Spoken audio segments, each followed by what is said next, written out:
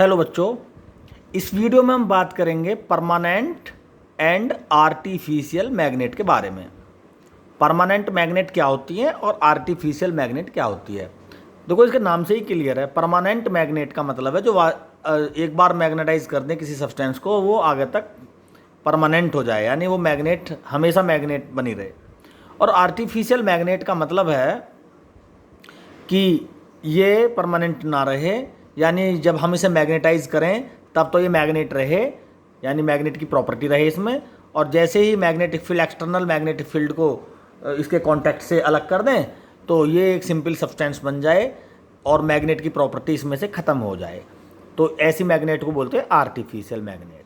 तो ओवरऑल इसका प्रिंसिपल तो समझ गए ही होंगे क्या है, कि जब किसी मैग्नेटिक सब्सटेंस को हम एक्सटर्नल मैग्नेटिक फील्ड में रखते हैं तो वो मैग्नेटाइज हो जाता है।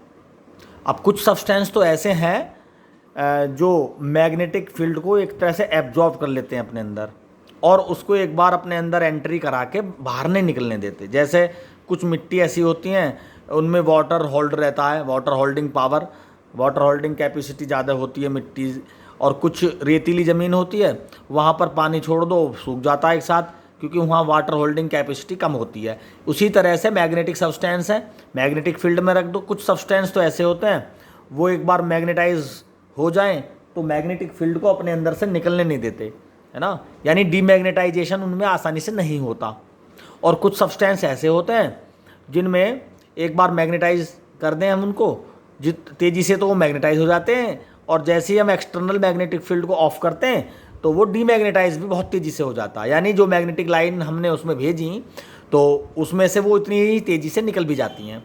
तो ऐसे मैग्नेट, ऐसे सब्सटेंस जो होते हैं वो मैग्नेटिक प्रॉपर्टी तो रखते हैं, लेकिन जब तक रखते हैं जब तक उनके अंदर क्या है, मैग्नेटिक लाइन्स जो एक्सटर्नल मैग्नेटिक फील्ड से हैं वो मैग्नेटिक लाइन उनमें एंट्री करती हैं या उनमें से पास होती हैं। ठीक है, तो अब इसको हम जानेंगे कि कौन कौन से सब्सटेंस हैं और उनमें ऐसा क्या सिस्टम है कि वो कोई परमानेंट मैग्नेट है उनमें से, कोई आर्टिफिशियल मैग्नेट है।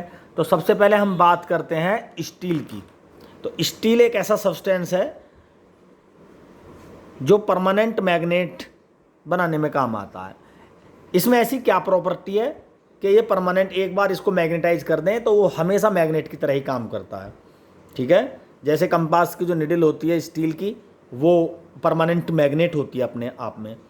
देखिए, जब हम स्टील मैग्नेटिक सब्सटेंस को, किसको, स्टील को मैग्नेटाइज करते हैं या किसी एक्सटर्नल मैग्नेटिक फील्ड में रखते हैं तो उसका जो ग्राफ आता है, ये फर्स्ट ग्राफ स्टील के लिए मैंने बनाया है इसमें। तो जैसे जैसे हम एच की वैल्यू को बढ़ाते हैं ये मैग्नेटाइज होता है, आई की वैल्यू बढ़ती है। आई मैग्नेटाइज का मतलब है मैग्नेटिक इंडक्शन। तो इंटेंसिटी ऑफ मैग्नेटिज्म बढ़ती है। इंटेंसिटी ऑफ मैग्नेटिज्म का मतलब है सीधा magnetic moment per unit volume बढ़ता है उसका। मैग्नेटिक मोमेंट बढ़ने का मतलब है कि उसके अंदर मैग्नेट की प्रॉपर्टी आ चुकी हैं। तो हमने इसको H को बढ़ाया और A पॉइंट पर मैग्नेटिक सैचुरेशन ले लिया। इससे पिछली वीडियो में मैग्नेटिक हिस्टैरिसीस हमने पढ़ाया। इसको अच्छे से समझने के लिए वो वीडियो देखनी ज़रूरी है। अब जैसे ही, अब चूँकि हमने एक्सटर्नल मैग्नेटिक फील्ड अप्लाई किया तो ये इंटेंसिटी ऑफ मैग्नेटिज्म इसमें बढ़ा।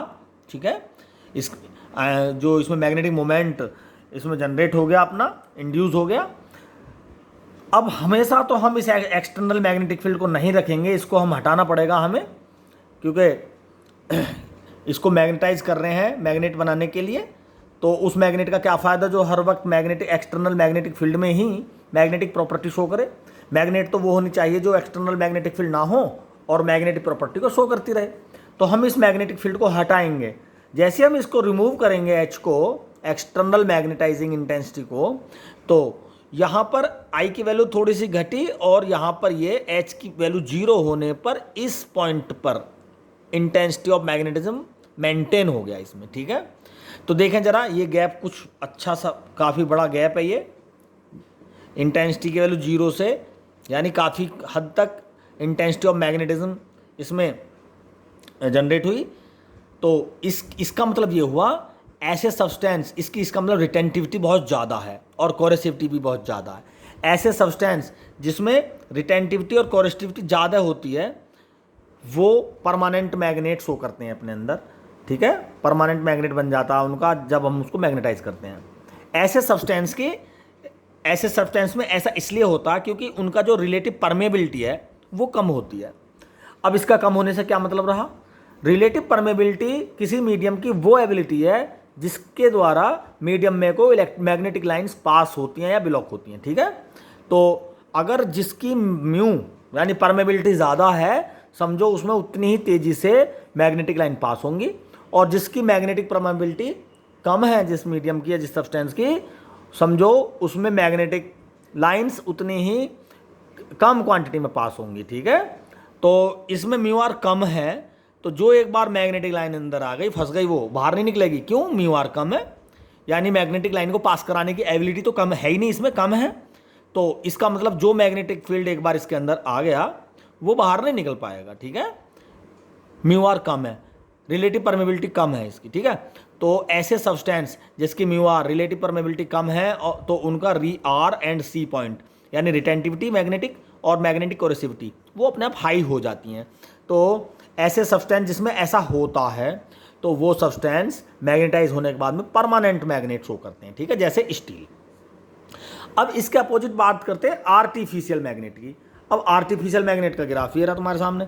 इसमें क्या है, रिटेंटिविटी जरा सी है इसमें, यानी जैसे हम एक्सटर्नल मैग्नेटिक फील्ड को रिमूव करेंगे, इसमें सारी की सारी इंटेंसिटी और मैग्नेटिज्म जो यहाँ पर इस पॉइंट पर जाके ये इतनी बढ़ गई थी पहले तो, लेकिन जैसे एच रिमूव किया जरा सी रह गई। अब इतनी से मैग्नेटिक इंटेंसिटी और मैग्नेटिज्म से मैग्नेटिक प्रॉपर्टी को शो तो नहीं करेगा सब्सटेंस। इसका मतलब ऐसे, अब ऐसा इसमें रिटेंटिविटी कम हो गई और कोरेसिविटी भी कम है। ठीक है, तो ऐसे सब्सटेंस जिसमें आर पॉइंट यानी रिटेंटिविटी और कोरेसिविटी दोनों ही कम होते हैं, उनका म्यू आर ज़्यादा होता है, यानी रिलेटिव परमेबिलिटी। ऐसा क्यों, क्योंकि रिलेटिव परमेबिलिटी ज़्यादा है, इसका मतलब मैग्नेटिक लाइन जितनी तेज़ी से इसमें आएंगी उतनी तेज़ी से इसमें से निकल जाएंगी। ठीक है, यानी ये सब्सटेंस जितनी तेज़ी से मैग्नेटाइज होते हैं उतनी ही तेज़ी से डीमैग्नेटाइज भी हो जाते हैं। यानी जैसे हम मैग्नेटिक फील्ड को, एक्सटर्नल मैग्नेटिक फील्ड को हटाएंगे यहाँ से, तो इसके अंदर जो मैग्नेटिक फील्ड था वो साथ के साथ ही पास हो जाता, रिमूव हो जाता है, निकल जाता है। और ये सब्सटेंस जब इसमें एक्सटर्नल मैग्नेटिक फील्ड इसमें इम्पोज था तब तो ये मैग्नेट का काम कर रहे थे, और जैसे ही मैग्नेटिक फील्ड को हटा दिया ये सिंपल सब्सटेंस बन गए। तो इसका मतलब ये परमानेंट मैग्नेट नहीं है, ये आर्टिफिशियल मैग्नेट है। ठीक है, तो हर जगह हर किसी का यूज़ है। ये परमानेंट मैग्नेट बहुत जगह यूजेस होती हैं। ठीक है, कंपास में यूज़ है नंबर 1, तो जो स्टील की बनी हुई निडल होती है कंपास, उसमें परमानेंट मैग्नेट ही बनाई जाती है वो। और दूसरा ये आर्टिफिशियल मैग्नेट, ये फैक्ट्रीज़ में आयरन पीसीस को उठाने के लिए काम करते हैं, ये इलेक्ट्रोमैग्नेट बना लेते हैं उसमें।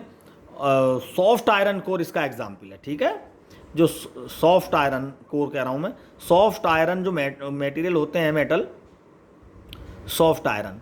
ठीक है, इस सॉफ्ट आयरन का जो म्यू होता है वो बहुत ज़्यादा होता है, यानी मैग्नेटिक लाइंस को बड़ी तेज़ी से पास करा देता है ये सब्सटेंस। तो फैक्ट्रीज़ में सॉफ्ट आयरन से बनी हुई कुछ आर्टिफिशियल मैग्नेट होती हैं, और वो कुछ ऊंचाई पर उनमें अरेंजमेंट रहता है ऐसा, जिस किसी आयरन पीस को उठाना होता है उसके ऊपर ले आते हैं, और जैसे ही इलेक्ट्रिसिटी पास कराते हैं उसमें, इलेक्ट्रिसिटी जो सोलेनोइड का प्रिंसिपल है वो मैग्नेट की तरह काम करता है। जैसे ही मैग्नेट बनता है आयरन पीस इससे चिपक जाता है मैग्नेट से, और वो एक प्लेस से दूसरे प्लेस को ढोने का काम करते हैं। और जहाँ पर भी वो प्लेस करना होता है आयरन पीस, वहाँ पे करंट को ऑफ कर देते हैं, मैग्नेटिक फील्ड खत्म हो जाता है। जैसे मैग्नेटिक फील्ड खत्म होता है सॉफ्ट आयरन में से मैग्नेटिक लाइन सारा का सारा निकल जाता है, और ये एक सिंपल सॉफ्ट आयरन बन जाती है। फिर ये मैग्नेट नहीं रहती, मैग्नेट तब रहती है जब इलेक्ट्रिसिटी कोयल में को पास होती है, सॉफ्ट आयरन उस समय मैग्नेट का काम करता है, और जैसे ही इलेक्ट्रिसिटी ऑफ हो जाती है तो ये एक सिंपल सब्सटेंस बन जाता है। तो इसी को हम आर्टिफिशियल मैग्नेट बोलते हैं। फैक्ट्रीज़ में बड़े बड़े आयरन के पीस को उठाने के लिए इसका यूज़ होता है। तो मैं आशा करता हूँ कि ये वीडियो आप लोगों को समझ में आ गई होगी। Thank you.